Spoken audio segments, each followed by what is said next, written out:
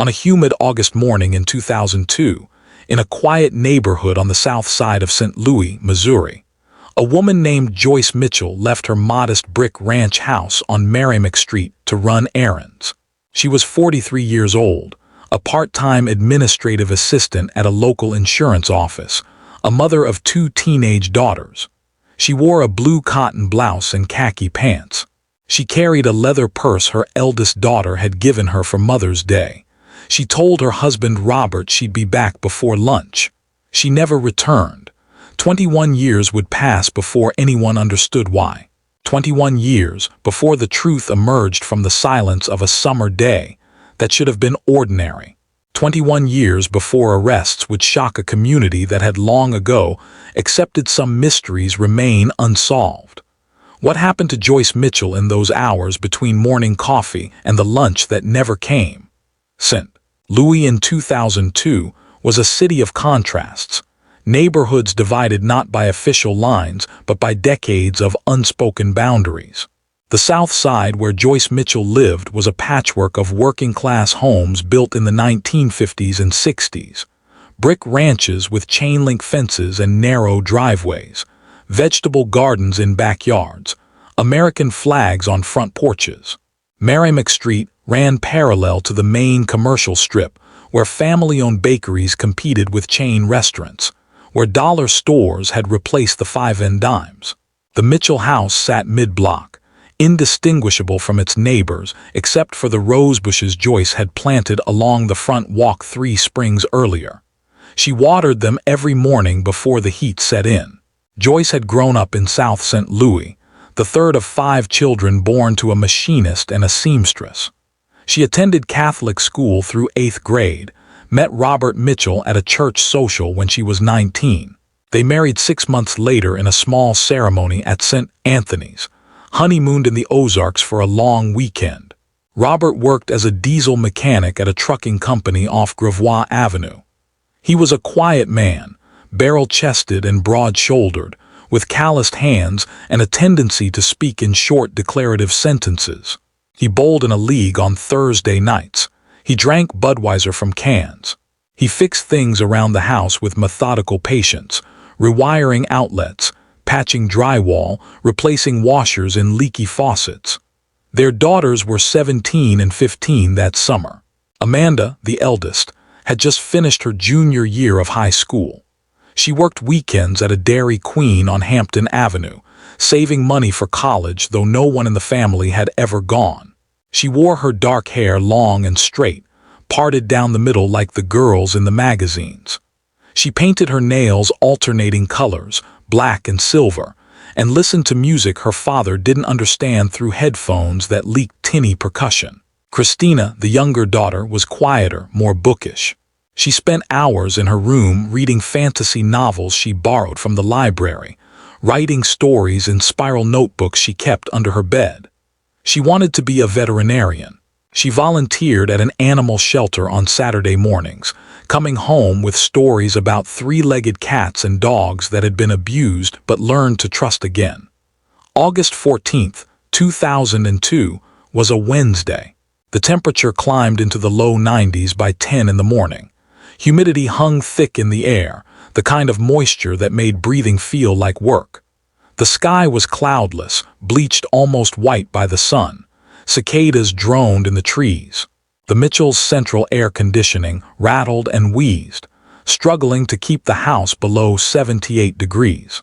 Joyce woke at 6:30 as she did every weekday, though she wasn't scheduled to work until the following day. She showered, dressed, applied minimal makeup, lipstick in a muted rose shade, a touch of mascara. She made coffee in the percolator that had been a wedding gift from her mother. She scrambled eggs for Robert while he read the Post-Dispatch sports section at the kitchen table, still in his work clothes, grease under his fingernails from the previous day's shift. The girls slept late as teenagers do in summer. Joyce didn't wake them. She moved quietly through the morning routine, washing the breakfast dishes by hand though they had a dishwasher, wiping down the counters with a sponge that smelled faintly of bleach. Robert left for work at 7:15. He kissed her on the cheek, said he'd be home around 5:30. She nodded, told him to drive safe.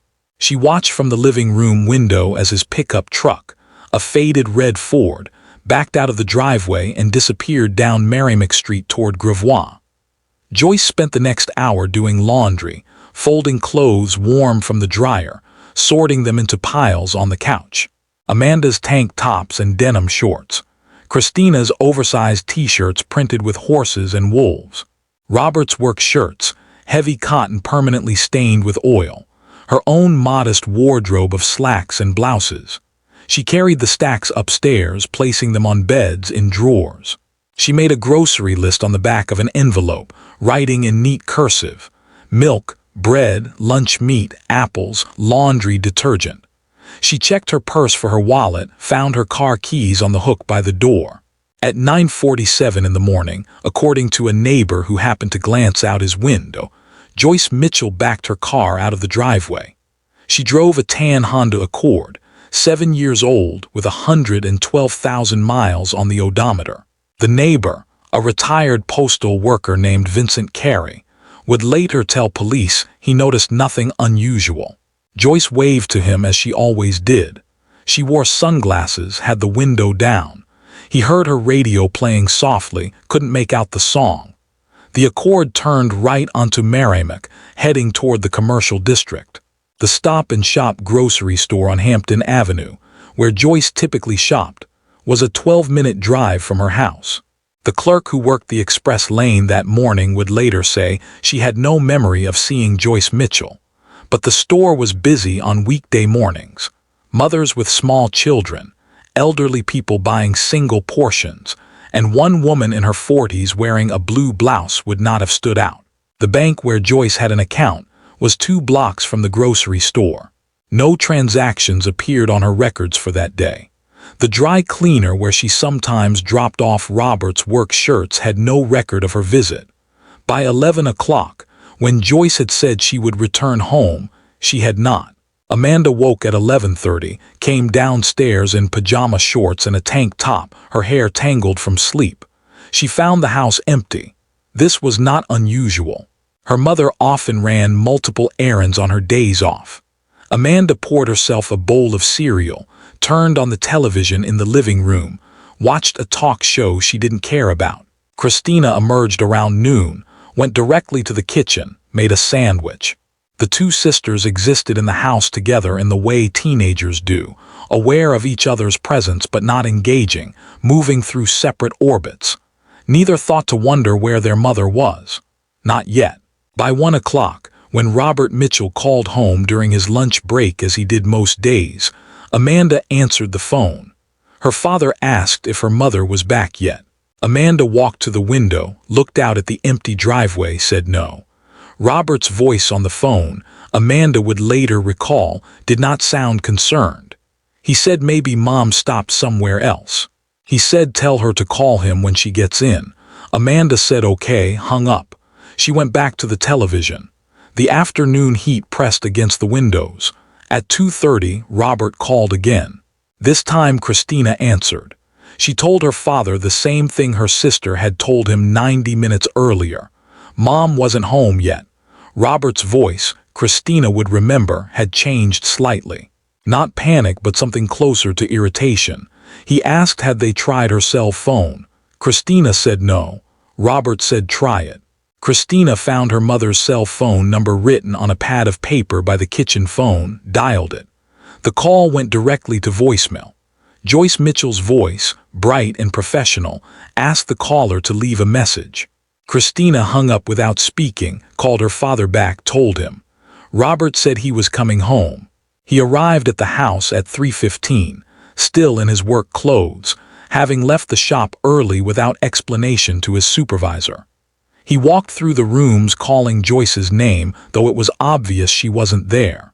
He opened closets, checked the basement, went out to the backyard and stood in the grass near the rose bushes, looking at nothing in particular. Amanda and Christina watched him from the kitchen window. They had begun to feel the first stirrings of something they couldn't name, something that made their stomachs tight and their mouths dry. Robert came back inside, picked up the phone, dialed Joyce's cell again. Same result. He hung up hard enough that the base of the phone rattled on the counter. He called Joyce's sister Margaret, who lived 20 minutes away in a different neighborhood. Margaret said she hadn't heard from Joyce in 3 days, not since their usual Sunday phone call. Robert called Joyce's mother, who was 78 and lived in an assisted living facility near the river. The mother said Joyce had visited on Monday, had seemed fine, had brought her magazines and hard candies. Robert called the insurance office where Joyce worked part-time. The receptionist said Joyce wasn't scheduled to work until Thursday, asked if everything was all right. Robert said he didn't know, hung up. At 4 o'clock, Robert Mitchell called the St. Louis Metropolitan Police Department to report his wife missing. The dispatcher asked how long she'd been gone. Robert said since morning, maybe 6 hours.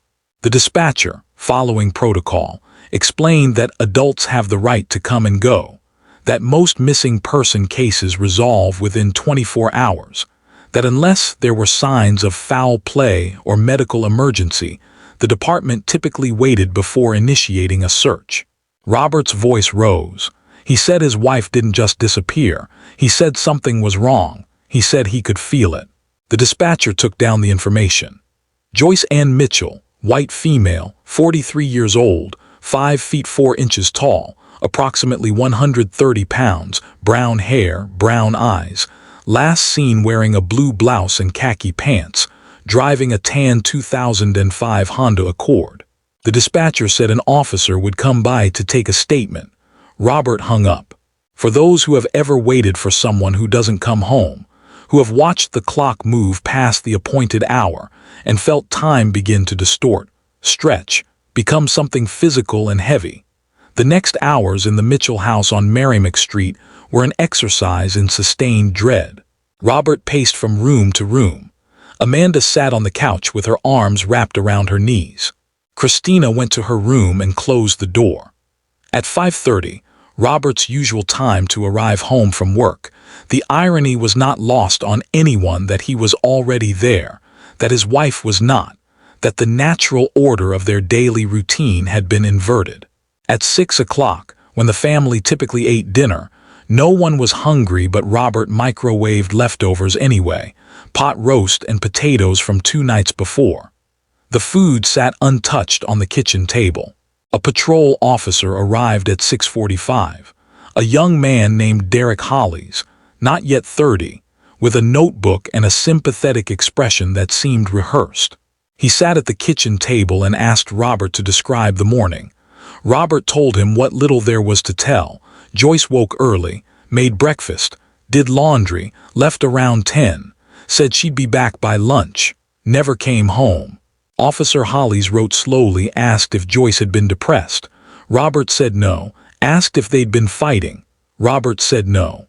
Asked if Joyce had any reason to leave, financial problems, legal troubles, affairs. Robert's face darkened. He said absolutely not. Officer Hollies nodded, wrote more notes. He asked for a recent photo. Robert went upstairs, came back with their wedding portrait from 24 years earlier. Officer Hollies said something more recent would be better. Amanda went to her room, returned with a Polaroid from Christina's birthday party 2 months earlier. Joyce standing behind the cake, smiling, one hand on Christina's shoulder. Officer Hollies took the photo, made a copy of Joyce's driver's license, wrote down the license plate number of the Honda.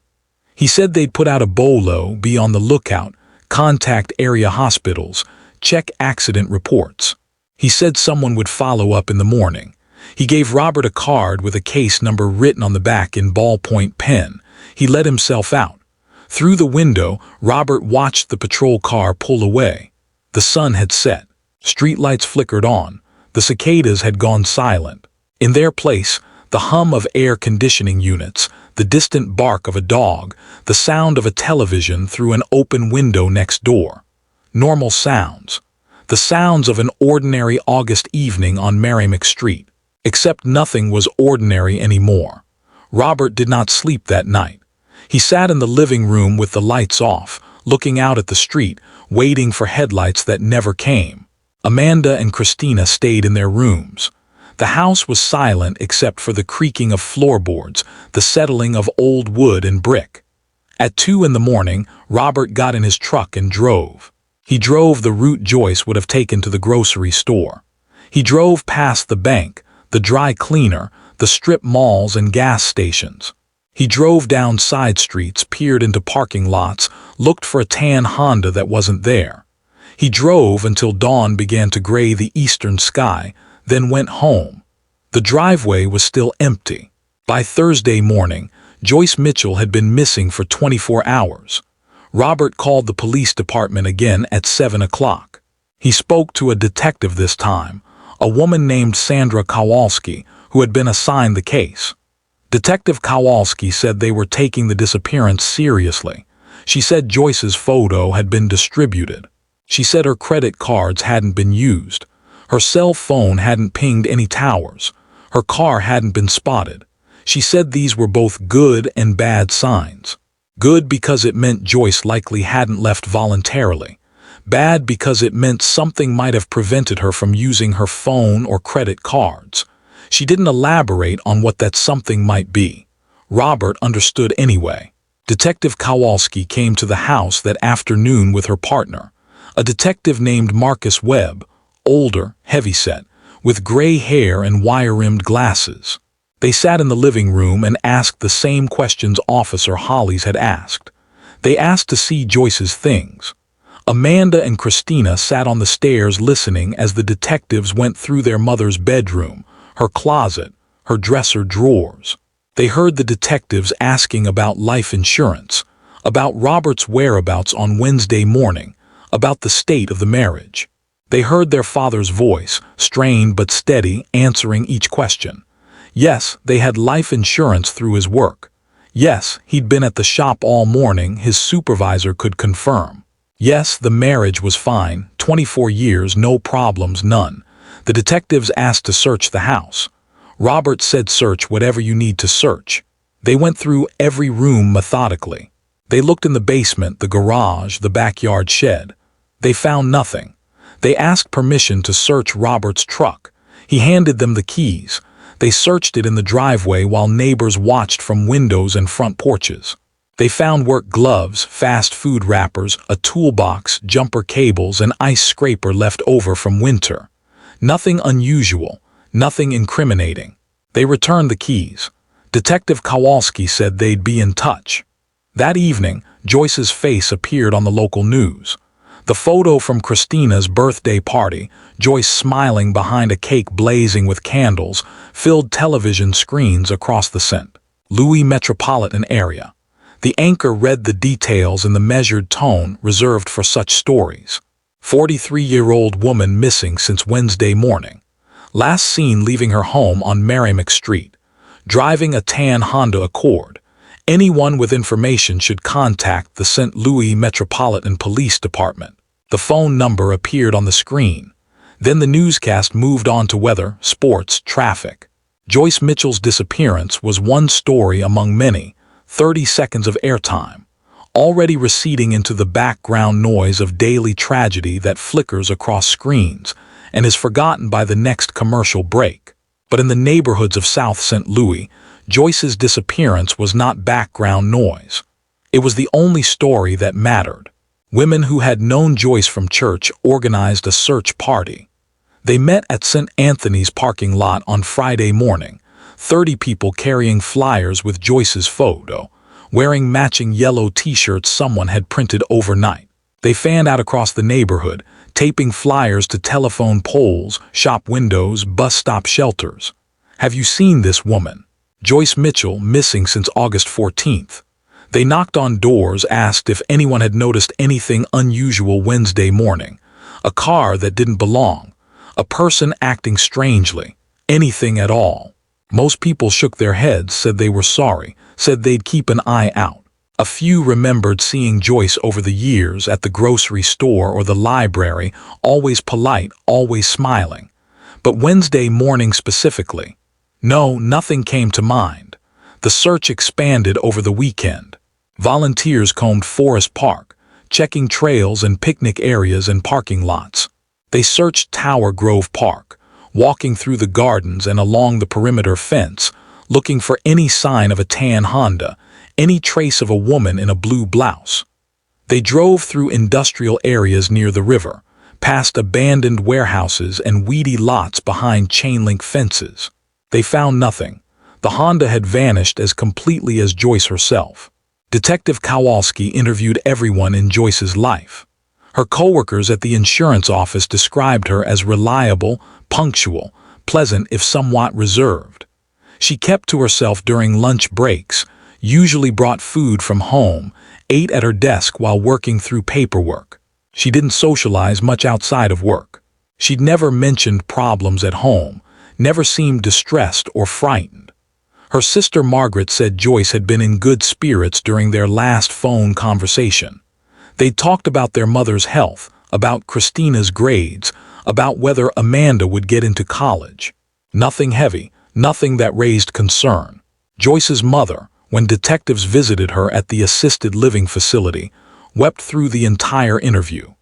She said her daughter had seemed happy Monday, had talked about planning a trip to visit relatives in Illinois for Thanksgiving, had complained mildly about the heat but otherwise seemed like herself. Like Joyce, like the daughter she'd known for 43 years. The investigation turned to Joyce's routine. Detectives obtained security footage from the Stop and Shop grocery store. They watched hours of grainy video from Wednesday morning, looking for a woman in a blue blouse. They found 3 separate women who matched the general description, but none carried a purse like the one Joyce had been carrying. None were Joyce. The bank had cameras too. Again, nothing. The dry cleaner didn't have security cameras. Detectives canvassed businesses along Hampton Avenue, showed Joyce's photo, asked had anyone seen her Wednesday morning. The owner of a hardware store thought maybe he'd seen her, or someone like her, but couldn't be certain. The cashier at a Dollar Tree said the photo looked familiar, but lots of women came through. No one could say definitively that Joyce Mitchell had been anywhere near Hampton Avenue Wednesday morning. They checked the route between the Mitchell house and the shopping district. Gravois Avenue was a major thoroughfare, 6 lanes of traffic, stoplights every few blocks, strip malls and gas stations and restaurants lining both sides. Detectives requested footage from every business with exterior cameras that covered the street or parking lots. Some businesses no longer had working cameras. Some refused to cooperate without subpoenas. Those that did provide footage yielded nothing useful. Hours of video showing traffic flowing past, cars turning in and out of parking lots, but no tan Honda Accord, no Joyce Mitchell. It was as if she had driven into a hole in the fabric of the world. Clear's throat. By the end of August, the investigation had reached what detectives in such cases quietly call the stall point. All obvious leads had been exhausted. No body had been found. No witnesses had come forward with useful information. The Honda remained missing. Joyce's credit cards, cell phone, and bank accounts showed no activity. She had simply ceased to exist in any measurable way. Detective Kowalski assigned officers to review missing person databases, cross-reference with unsolved cases in surrounding jurisdictions, check for patterns. Nothing matched. Joyce Mitchell was unique in her disappearance. The media attention faded. By September, Joyce's story had been replaced by other tragedies, other mysteries. The flyers on telephone poles became weathered, ink bleeding in rainstorms, edges curling. Some were torn down or covered by newer announcements. Garage sales, lost pets, political candidates. The volunteers who had searched stopped searching. They had jobs, families, lives that demanded attention. They told themselves they'd done what they could. They told themselves the police would solve it. They stopped telling themselves anything at all. In the Mitchell house on Meramec Street, time moved differently. Amanda started her senior year of high school in a daze. She went through the motions, attending classes, working shifts at Dairy Queen, but she moved like someone underwater, everything muffled and distant. Her friends didn't know what to say to her, so they said little, and eventually she stopped sitting with them at lunch, preferring to eat alone in her car. Christina returned to school for 10th grade and immediately became the girl whose mother had vanished. Classmates stared. Teachers offered sympathetic looks that made her want to scream. She stopped volunteering at the animal shelter. She stopped writing stories. She lay on her bed for hours, staring at the ceiling, listening to the house creak and settle. Robert went back to work at the trucking company because they needed money, and because sitting home waiting for news that never came was its own form of torture. He worked overtime when it was offered. He came home exhausted, ate dinner from takeout containers while watching television he didn't register, went to bed and lay awake until dawn. He stopped bowling on Thursdays. He stopped drinking beer. He moved through his days with mechanical efficiency, performing tasks because they needed performing, not because they meant anything. His coworkers whispered when they thought he couldn't hear. They wondered things. They always do. For those who have ever doubted someone you love, questioned a narrative that seemed too neat or a grief that looked too composed or too performed, the whispers in the aisles of the trucking company were just one expression of a larger suspicion that had begun percolating through South St. Louis. It started small. Comments in checkout lines at the grocery store. Conversations over backyard fences. Did you notice he didn't cry at the press conference? Did you hear they were having money troubles? Someone's cousin who worked at the bank said there'd been angry discussions about overdrawn accounts. Someone else knew someone who'd seen bruises on Joyce's arms at church once, explained away as clumsiness. The rumors fed on themselves, grew larger, became almost fact through repetition.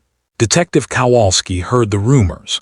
She'd been in law enforcement long enough to know that public suspicion often pointed in the right direction, but just as often pointed at the convenient target rather than the guilty one. She interviewed Robert Mitchell multiple times over those first months. She asked him to take a polygraph. He agreed. The results were inconclusive. Not a fail, but not a clear pass either. The polygrapher noted that Robert showed stress responses throughout the test, which could indicate deception or could indicate the natural stress of a man whose wife had vanished. Inconclusive was the most accurate word. It satisfied no one. Detectives searched the Mitchell house again in October, this time with cadaver dogs. The dogs alerted in the basement near the water heater. Investigators tore up a section of concrete floor. They found old water damage, mold, corroded pipes. No blood. No human remains. They searched the backyard, probing the ground with rods, looking for disturbed earth. The rose bushes Joyce had planted were torn up in the process. Robert watched from the kitchen window as men in protective suits destroyed his wife's garden. He said nothing. Amanda and Christina were sent to stay with their Aunt Margaret during the search. When they returned, the backyard looked like a construction site. The rose bushes lay in a pile near the fence, roots exposed, dirt clinging to stems. No one replanted them. The investigation into Robert Mitchell's background revealed nothing remarkable. He'd lived his entire life in St. Louis. He'd worked at the trucking company for 18 years. He'd never been arrested. He had no criminal record, not even a speeding ticket in the past decade. His credit history showed nothing unusual. He didn't gamble. He didn't have secret bank accounts. His phone records showed no calls to unknown numbers. His computer history, examined forensically, revealed a man who checked sports scores and searched for replacement parts for appliances. No dating websites. No suspicious searches. He was, by all evidence, exactly what he appeared to be. An ordinary working-class man whose wife had disappeared. But ordinary men do extraordinary things. Detective Kowalski knew this. She'd worked cases where the husband who seemed devastated had in fact planned the murder meticulously. She'd seen grief that was performance and performance that was grief. She'd learned that human beings are capable of compartmentalizing horror, of weeping genuinely for a loss they themselves had caused. So she kept circling back to Robert Mitchell, kept looking for the crack in the facade, kept waiting for him to slip. He never did.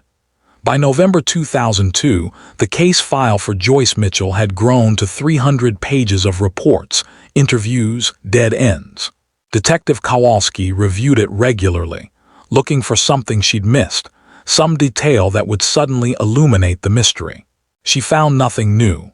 The case was transferred to the cold case unit.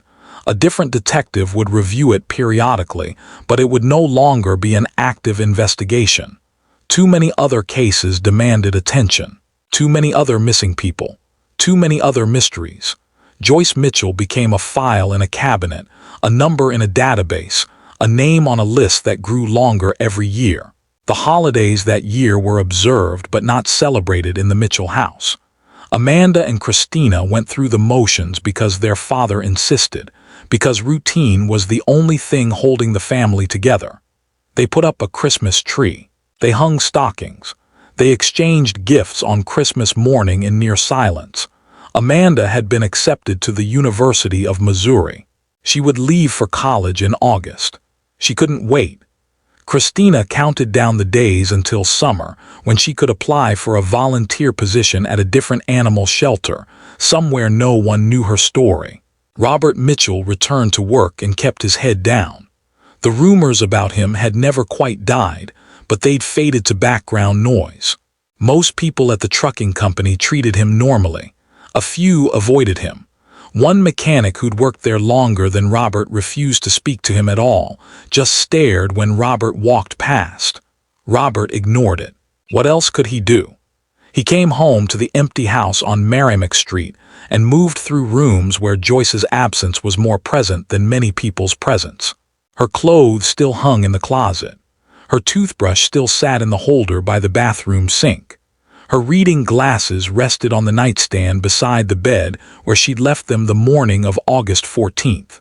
Robert couldn't bring himself to move these things, but neither could he look at them without feeling something break open in his chest.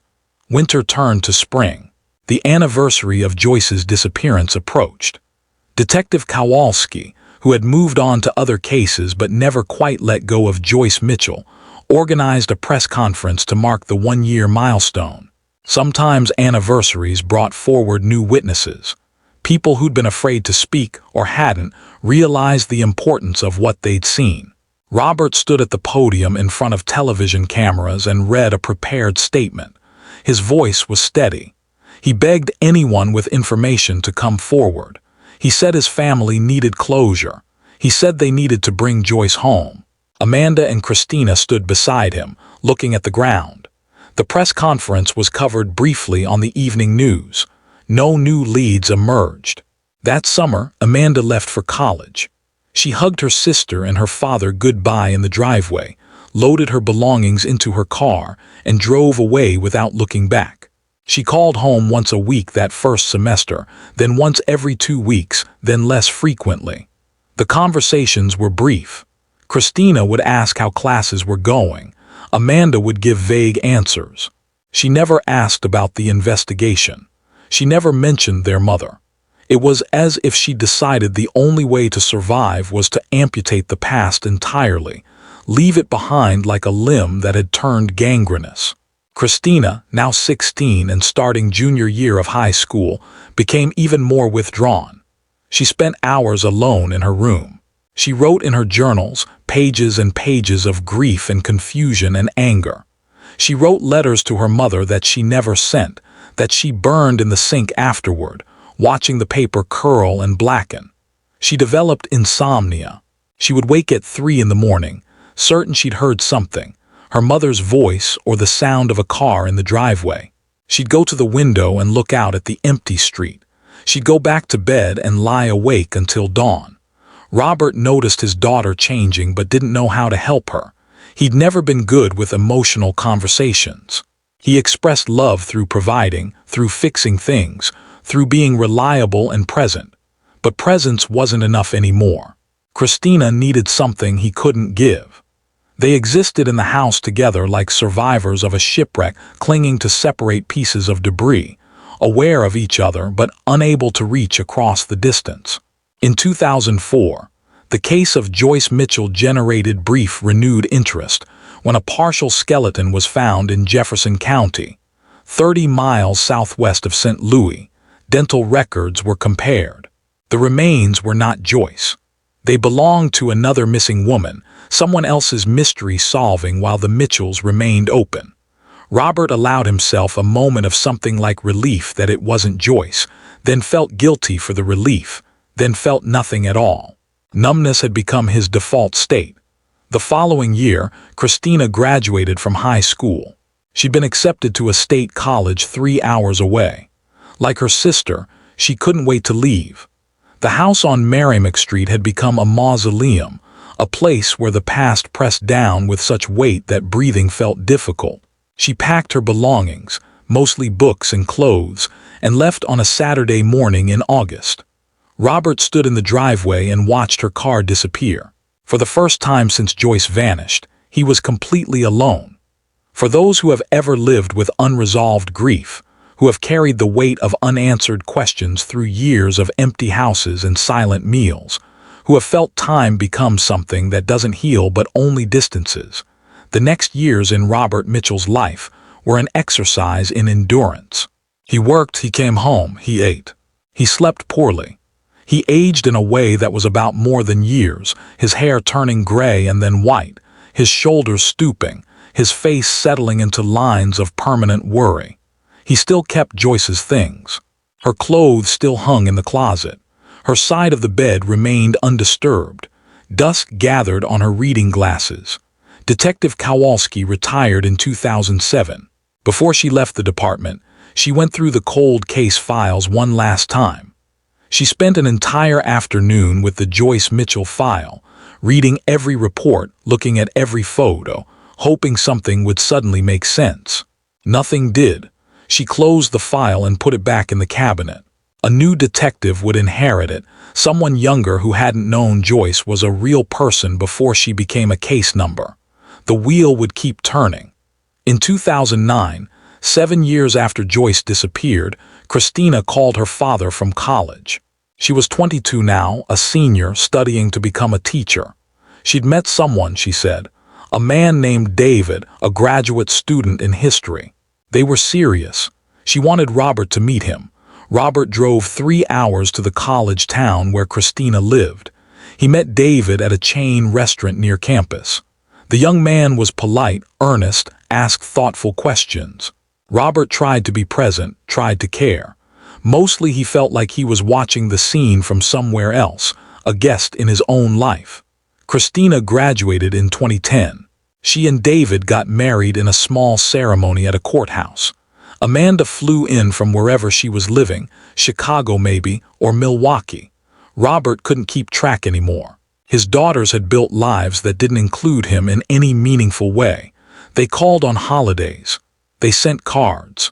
But they'd each made the calculation that survival required distance from everything that reminded them of Joyce, and Robert was a walking reminder.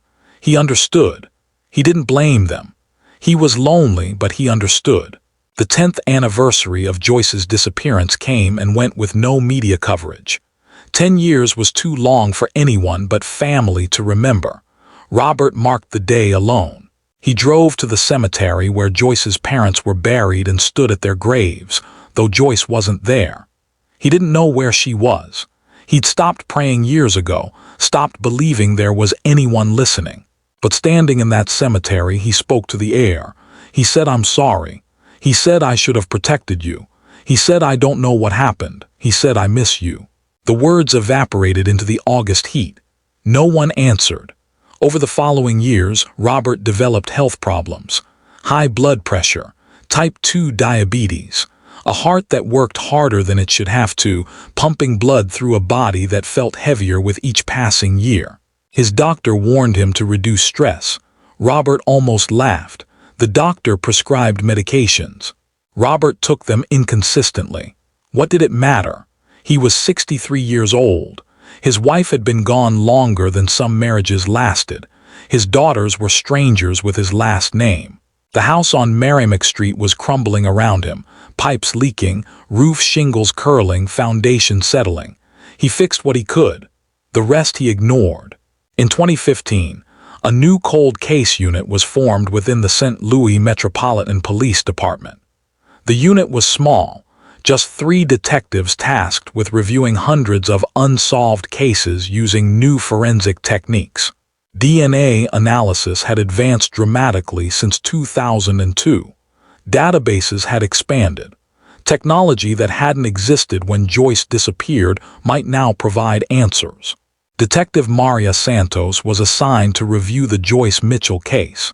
She was 34 years old, had been with the department for 8 years, had a reputation for thoroughness. She started from the beginning. Detective Santos read every page of the file. She looked at crime scene photos from the Mitchell house, though there'd been no crime scene, just an empty home. She reviewed the interview transcripts, watching for patterns, contradictions, things that didn't quite fit. She made a list of physical evidence that had been collected and stored. There wasn't much. Strands of hair from Joyce's hairbrush, entered into DNA databases but never matched to any remains. Fingerprints from throughout the house, all belonging to family members. The Honda's license plate had been flagged in the national database, but the car had never been located. 13 years later, it had likely been stripped for parts or crushed. Detective Santos decided to re-interview Robert Mitchell. She called him, explained who she was, asked if he'd be willing to talk. Robert agreed immediately. He'd never refused to cooperate with police. He'd always said he had nothing to hide. Detective Santos came to the house on Meramec Street on a cold afternoon in November. Robert answered the door, 71 years old now, thinner than in photos from years earlier, his face deeply lined. She followed him to the kitchen.